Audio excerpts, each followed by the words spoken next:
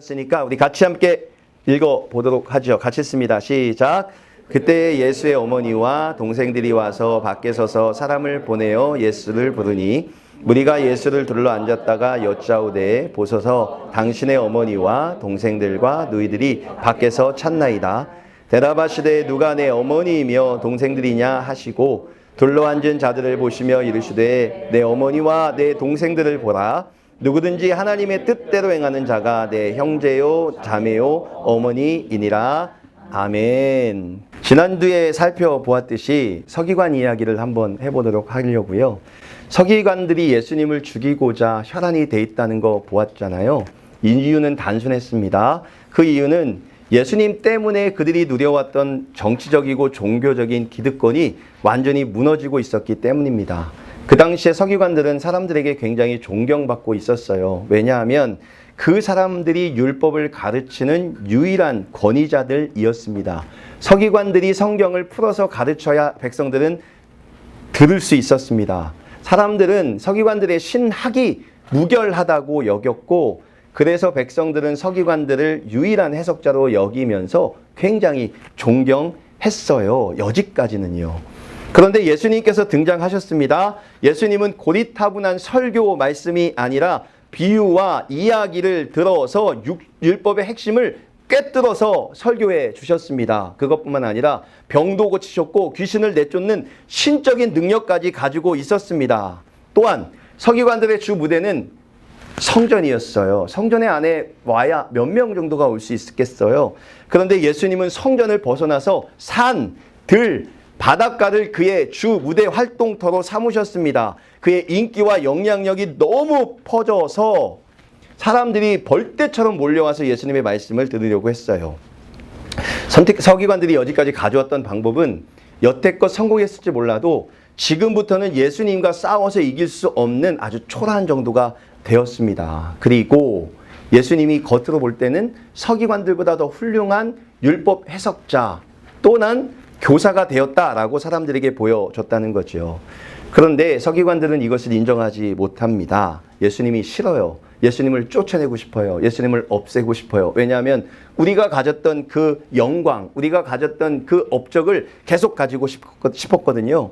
그래서 예수님께 대하여 서기관들이 이야기합니다. 예수님이 나오는 저 능력은 귀신, 바알세불의 힘을 빌려서 귀신을 쫓아낸다 라는 헛소문을 퍼뜨리기 시작한다는 거죠. 당시에요. 유대인들이 사는 유대교에서는 귀신 들렸다, 이단이다 라는 말이 나오고 그 사람이 귀신 들렸다, 이단이다 라고 낙인이 찍히면 유대 사회에서 완전히 매장당하는 상태였습니다. 따라서 그 서기관들은 서슬퍼런 눈을 가지고 예수님에게 귀신이 들렸다, 귀신의 왕이 들렸다, 그걸로 귀신을 쫓아낸다 라고 말하면서 예수님에게 흠을 내고자 애를 쓰고 있는 장면이 지난주에 나왔던 장면임을 볼 수가 있어요. 이렇게 치열하게 예수님께 귀신이 들렸다라고 말하면서 귀신 들린 예수님을 유대교에서 매장시키려고 하는 이 상태에서 드디어 예수님의 진짜 가족들이 등장하는 것을 볼 수가 있습니다. 그래서 저는 여러분에게 다시 한번 질문하려고 해요. 누가 과연 진짜 예수님의 가족이었을까요? 예수님의 진짜 가족이 등장하는 이 상황 속에서 예수님께 대해서 진짜 가족은 누구였을까요? 라는 질문을 한 번 더 하면서 보려고 해요. 여러분 생각해 보세요. 진짜 가족은 어떤 사람이에요? 여러분에게 있어서 진짜 가족은 어떤 사람들입니까? 저에게 진짜 가족은요, 몸을 사르면서 밖에서 상황을 관망하는 사람은 아니에요. 진짜 가족이라면 위험해 보이는 상황에서 한 발 물러서고 문제가 커 보이면 거리를 두는 사람들을 진짜 가족이라고는 할 수 없겠죠. 진짜 가족은 위험이 도사리고 있어도 그 사람 곁을 떠나지 않는 사람을 우리는 가족이라고 이야기를 합니다. 제가 20대 때 류마티스 관절염에 걸려서 고생하던 시절이 있었다고 말씀을 드렸잖아요. 아침마다 일어나면 통증 때문에 깨서 맨날 울었던 기억이 있습니다. 그때 저는 작은 누님 집에 얹혀 살았었거든요. 그래서 저는 새벽마다 일어나면 제 방에서 힘겹게 우는 것으로 하루를 시작한 적이 있었어요. 그래서 누나 집에 있으면서 제 방에서 힘겹게 우는 소리를 조금 안 내려고 애를 써도 나니까 그 소리가 들리면 저희 작은 누님이 쏜살같이 달려와서 제 곁에 앉아가지고 제 손을 붙들고 같이 울어줬어요. 누나는 제 병을 고칠 능력이 없어요. 그럴 힘도 없었어요. 그런데 저는 누나가 저와 함께 울어주는 그 눈물의 의미를 알았고 함께 아파해 줄 수 있는 사람이 한 명이라도 있다는 것 때문에 감사했었거든요. 가족은 이런 사람이 있는 것 아닙니까? 진정한 가족은 있는 것으로만으로도 위로가 됩니다. 더구나 위험한 순간이 올 때 그 옆을 떠나지 않고 함께 고통과 맞서겠다고 다짐해 주는 것만으로도 큰 힘이 된다는 것을 우리는 잘 알고 있지요. 그런데 지금 예수님은 서기관들과 유대 사람들 전체로부터 없애버려야 할 골칫거리가 돼버렸어요. 그리고 실제로 그가 귀신의 왕에 들렸다고 해서 그를 죽이려는 움직임까지 시작이 된 상태입니다. 문제는 예수님뿐만이 아니었어요. 예수님 곁에 머무는 사람들 역시 귀신 들린 사람과 어울리는 사람이라는 낙인이 찍힐 수 있는 사람이었습니다. 그렇잖아요. 귀신의 왕에 들려서 지금 귀신이 들린 사람인데 가까이에서 그와 함께 있는 사람들도 귀신에 들린 사람과 같이 하는 한 통속이라고 내몰려서 유대인 사회에서 몰려날 수 있는 그런 상황이었다라는 거죠. 여기에서 예수님 곁에 사람들이 몰려드는데 제가 보고자 하는 첫 번째 무리가 나타나는데 첫 번째 무리가 예수님의 어머니와 동생들이에요. 예수님이 힘들 때 어려울 때 가장 가까이에서 그의 위로가 돼줘야 하는 엄마와 형들이 드디어 동생들이 밖에 찾아옵니다. 근데 여러분 성경을 한번 읽어보시면 이 사람들이 있던 데가 어딘 줄 아세요? 진짜 가족들이 있었던데 지금 예수님은 집 안에 있습니다. 지금 이 가족들이 예수님을 찾아왔습니다. 위험에 처해 있는 예수님, 귀신 들렸다고 지금 내쫓길만 한 그 예수님이 지금 집 안에 있어요. 그 가족들이 찾아왔어요. 그 가족들이 어디에 있었을까요? 밖에요. 그러나 성경을 보면 예수님 곁에는 누가 서 있다고 했을까요? 무리들. 피 한 방울 섞이지 않은 무리들, 이 두 종류의 사람들이 예수님 곁에 있었다라고 얘기합니다. 이상하지 않나요? 예수님과 혈연 가족은 밖에 서 있고 남들이 오히려 예수님 곁에 앉아 있는 이상한 상황이죠. 여러분 다시 한번 질문이요. 누가 진짜 예수님의 가족이에요? 에? 누가 무리들이라 그랬어요? 큰일 나요. 아니 지금 무리들이 있어요. 하지만 진짜 가족들이 와 있다니까요. 그의 엄마와 형제들이 와서 있어요. 다만 밖에 있을 뿐입니다. 그 예수님을 따르는 사람들 무리들이 안에서 예수님 옆에 있어요. 그래서 질문 그래 벌써 답이 나왔죠. 누가 진짜 예수님의 가족일까? 라는 생각이 들어요. 제 눈에도 엄마와 형들, 동생들이 아니라 진짜 가족은 어떠한 위험과 어려움과 예수님과 함께 있으면 같은 족속이 되어 유대인 사회에서 쫓김당할 위기에 처했지만 그래도 예수님과 함께 하기로 마음먹고 그 옆을 지켰던 그 무리들이 더 예수님의 가족처럼 보이는 것이 사실이죠. 그렇다면 이런 질문이 생깁니다. 왜 예수님의 진짜 가족들은 밖에서 예수님을 쳐다보면서 나와 임마! 라고 했을까요? 왜 예수님을 진짜 지켜주고 예수님 옆에서 예수님을 지켜주고 함께해주고 위로해줘야 하는 진짜 가족 엄마와 동생들은 왜 밖에서 나오라고 손짓만 했을까요? 여러분 이거에 대해서 한번 생각해 보면 좋을 것 같아요. 이 말씀을 묵상하다가 저는 그 가족들이 왜 그렇게 됐을까라는 생각을 하다가 그 이유가 불안함이라는 말로 힌트를 얻었습니다. 여러분에게는 불안한 마음 없으신가요? 모든 사람에게는 불안한 마음이 있죠. 그래서 불안 그 자체는 죄는 아닙니다. 불안은 누구에게나 있고 인간이라면 자연스럽게 갖는 것이 불안함이라는 감정이죠. 그러나 그 불안이 우리의 선택을 지배하고 하나님보다 앞자리를 차지하게 될 때 그 불안은요 어느새 우상이 돼요. 31절을 보세요. 밖에 서서 예수님을 불렀다라고 나온다는 거죠. 지금 예수님과 함께 있다는 것은 예수님과 함께 고난을 함께 받는다는 의미를 가지고 있어요. 그래서 예수님의 진짜 가족들은 안전한 공간인 밖에 머물면서 예수님을 불러갑니다. 자신들이 들어가지 않고 예수님을 자신의 자리로 나아오라고 한다는 거지요. 여러분 생각해 보세요. 지금 예수님이 계신 그곳에 가족들이 들어간다면, 내가 지금 들어가서 예수님 옆에 앉는다면 어떤 상태가 될까요? 지금 모든 사람이 다 예수님을 잡아 죽이려고 눈에 혈안이 되어 있는 그 시절에 예수님과 같이 앉아 있거나 예수님과 함께 한다는 느낌을 준다면, 어쩌면 유대인 가운데서는 유대인 가운데 모두가 내침을 당할 것이고, 어쩌면 예수님과 함께하는 모든 가문 전체가 매장당할 수도 있다는 거죠. 그래서 그들은 생각합니다. 우리와 함께하는 예수가 나의 아들이고 나의 형제이지만, 내가 가까이 가서 아들뿐만 아니라 나까지도 유대인 사이에서 배척당하고 매장당하면 어떻게 하지? 라는 불안한 마음이 이 가족들의 마음을 잡은 거죠. 그들은 불안한 나머지 어떻게 할까 고민하다가 예수님께 가는 것을 포기합니다. 예수님과 함께 위험한 상황을 맞이하지 않기로 생각해요. 그래서 생각해낸 것이 예수님을 위험에서 빠져나오게 하는 거죠. 그리고 조용히 데려가서 예수님과 함께 없어져서 위험을 당하지 않는 방법을 택하는 거예요. 여러분, 이 불안은 예수님과 예수님의 가족들에게만 있는 걸까요?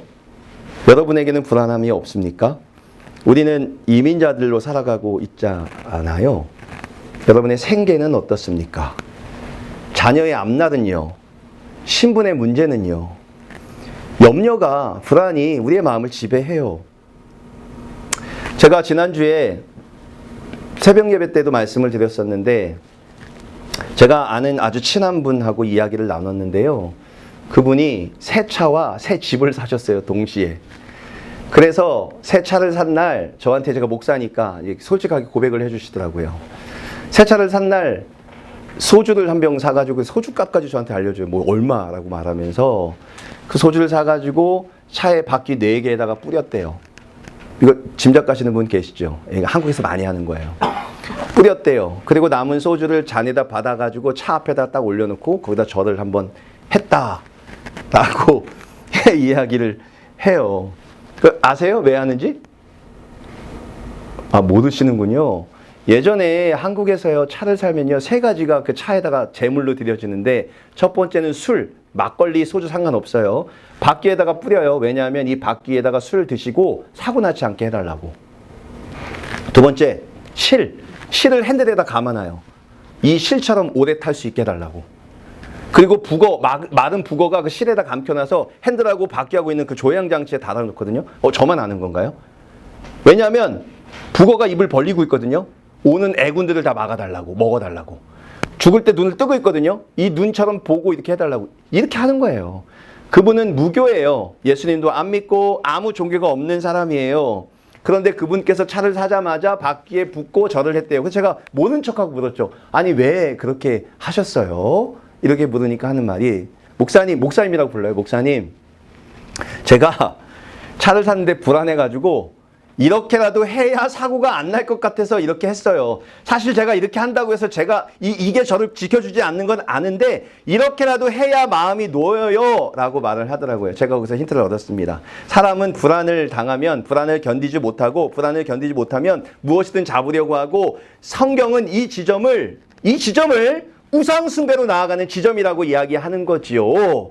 이게, 이 불안이 사람들이 우상을 잡게 하는 겁니다. 앞에 이렇게 가면 불안함이 있는데 내가 이걸 없애고 싶은데 없앨 수 있는 방법이 없으니까 이 세상에 존재하는 모든 신들의 이름으로 이 불안을 잠재워 달라고 기도하거나 찾아가서 이 불안을 없애달라고 호소하는 거죠. 여러 사람들 보세요. 그분께서 차에다 부었어요. 다음에 집은 어떻게 할 거고, 그 다음에 자녀 문제는 어떻게 할 거고, 우리의 사람 문제는 어떻게 하고, 노후 문제는 어떻게 할 거예요. 그러다 보면 어디까지 가는 건지 아세요? 점쟁이나 무당을 찾아가게 돼 있는 거죠. 여러분, 지금 이 예수님의 부모들은 우상 숭배는 아니에요. 그런데 불안하다 보니까 이 불안을 잠재우려고 하다 보니까 예수님께 가까이 가서 예수님과 함께 있으면 예수님과 같이 죽을 수도 있는 몸이고, 그러니까 자기가 생각해요. 예수님하고 좀 멀리 떨어지자. 같은 편이 아니라는 것을 좀 보여주자. 그리고 저 위험 속에 있는 내 아들을 빼내오자 라고 하면서 그 불안함을 스스로 없애려고 스스로 어떤 일을 하고 있다는 것을 보고 있다는 거죠. 사랑하는 성도 여러분, 그러나 우리는 다른 쪽의 사람들을 봐야 됩니다. 예수님의 진짜 가족들은 불안한 마음에 예수님과 떨어져서 불러내려고 했다면, 그렇다면 예수님 곁에 있는 사람들, 둘러앉은 사람들은 왜 거기에 앉아 있었을까요? 그 사람들은 분명히 험악한 상황을 알고 있었을 거예요. 서기관들의 위협이 지금 내가 여기 있으면 나도 유대교에서 매장당하거나 퇴출당할 수 있다는 것을 알았다는 거죠. 그런데도 왜 그 사람들은 예수님의 가족도 아니면서 예수님과 아무런 상관이 없으면서도 예수님 옆에 앉아서 끝까지 지키고 있었을까요? 그 이유는 뭘까요? 그 이유는 뭘까요? 그 이유는 이것이 아니겠습니까? 그들도 험악한 상황을 알고 있었지만 서기관들의 위협보다 예수님의 지키심이 더 크게 느껴졌다는 것 아닐까요? 아마도 그들은 예수님이 어떤 분이라는 걸 알았고 예수님께서 끝까지 우리의 구원과 천국과 영생을 주실 분임을 알았기 때문에 내 앞에 있는 위협이 되는 서기관들의 위협보다 결국은 내가 끝까지 나의 인생과 나의 영생을 책임져 주시는 예수님과 함께 고난을 당하는 것을 택하는 것을 더 기쁨으로 여겼다라고 보지 않을까요? 우리가 불안한 마음이 들 때마다 우상의 굴레를 붙잡지 않아도 되는 이유는 귀신들이 심어놓는, 사탄들이 던져놓는 두려움보다 우리를 향한 예수 그리스도의 도우심이 훨씬 더 크다는 것을 알기 때문에, 주님의 전능하신 팔이 우리를 이끌어 가시는 것을 알기 때문에, 우리를 붙들고 계시던 것을 알았기 때문에 우리는 염려와 불안한 마음에 우상 숭배로 나아가는 것이 아니라 끝까지 예수님의 옆에 서서 예수님과 함께 동행하며 예수님이 주시는 평안한 미래를 꿈꿀 수 있다는 희망을 가지고 살아갈 수 있는 것이죠. 사랑하는 성도 여러분, 예수님께서 이런 사람들에게 말합니다. 예수님, 당신의 어머니와 동생들이 밖에서 부릅니다 라고 말합니다. 그런데 둘러앉은 사람들을 한번 쫙 쳐다보십니다. 그리고 말하시죠. 누구든지 하나님의 뜻대로 행하는 자가 내 형제요, 자매요, 어머니이니라. 사랑하는 성도 여러분, 하나님의 뜻대로 행한다는 것은 거창한 게 아니에요. 내 불안을 해결하기 위해서 예수님을 내 방식대로 끌어내리는 것이 아니라, 내가 여전히 불안함이 있고 불안이 나의 앞을 가로막고 있지만 나의 불안함을 안고 예수님과 함께하는 그 자리를 지켜내는 게 결국에는 승리의 모범이라는 것을 보여주고 있어요. 세상이 위협할지라도 주님 곁이 가장 안전합니다. 제가 주님 곁에 머무는 것이 가장 안전한 것을 알아서 저는 피하는 것을 포기하고 예수님 곁에 서서 함께 예수님과 동행하는 가족이 되기로 작정했습니다 라고 예수 그리스도의 말씀을 붙들고 그와 함께 행하기로 작정하고 그의 말씀대로 행하려고 마음먹는 그 사람들이 결국에는 예수 그리스도의 가족이라고 이야기하고 있는 것이죠. 말씀을 맺습니다. 여러분에게는 불안한 마음이 없나요? 불안한 마음이 들 때마다 예수님은 말하세요. 염려를 다 내게 맡기면 되는 건데 왜 그렇게 걱정하니? 우리 송구영 신 예배 외웠던 말씀 혹시 기억나세요? 우리 이것만은 꼭 외웁시다 했던 그 말씀 뭐예요? 너는 내게 부르짖으라. 내가 내게 응답하겠고 내가 알지 못하는 크고 은밀한 일을 네게 보이리라. 누가 하셨어요? 하나님께서 하셨습니다.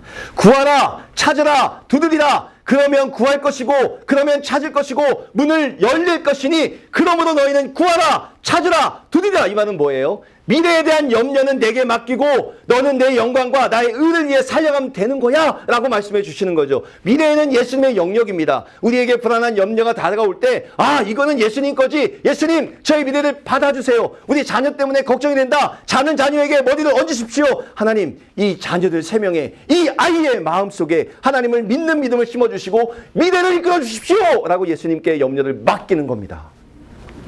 맡기지 못하면 어떻게 되죠? 염려하다 못해 우상을 찾아가겠죠. 여러분, 우상이라는 건 불교, 이슬람이라고 생각하시나요? 아니요. 우상은요, 내가 예수님을 의지하지 않은 채 택하는 모든 것이 다 우상이 될 수 있습니다. 아세요? 모든 게 다 우상이 될 수 있습니다.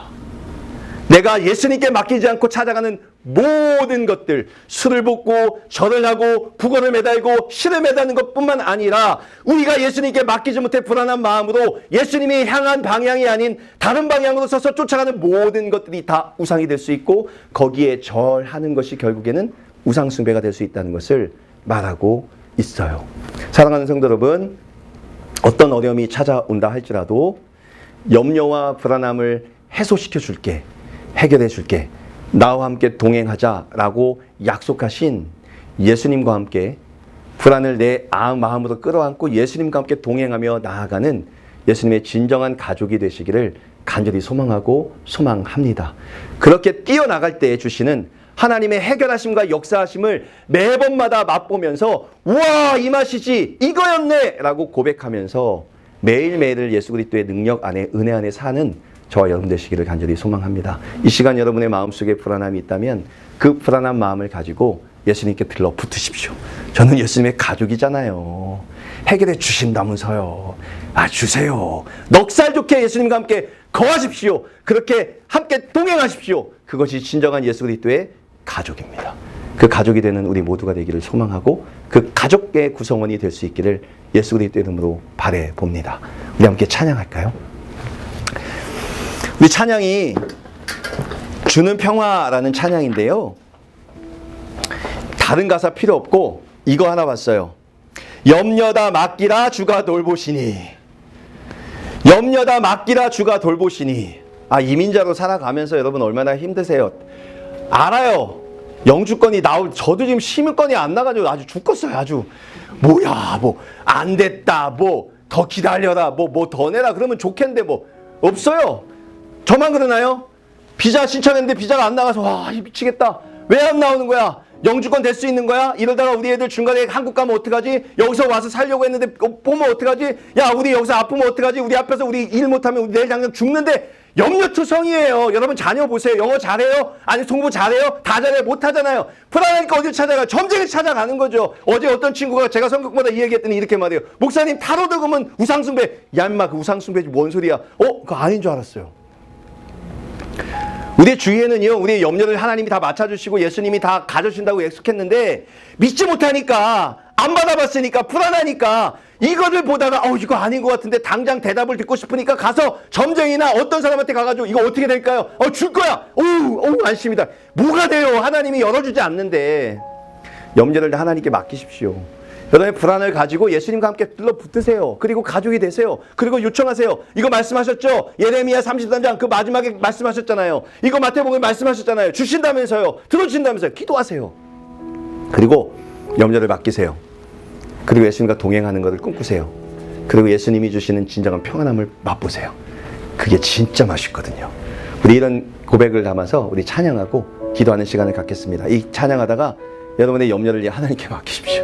여러분의 고민을 하나님께 맡기십시오. 여러분이 갖고 있는 불안한 요소들을 하나님께 떼어 맡기시고 들러붙으십시오. 우린 가족이잖아요. 기도하십시오. 그렇게 될 때 하나님이 채워주심이 우리의 역사 속에 있을 줄 믿습니다. 우리 함께 찬양하고 우리 기도하는 시간을 갖도록 하겠습니다.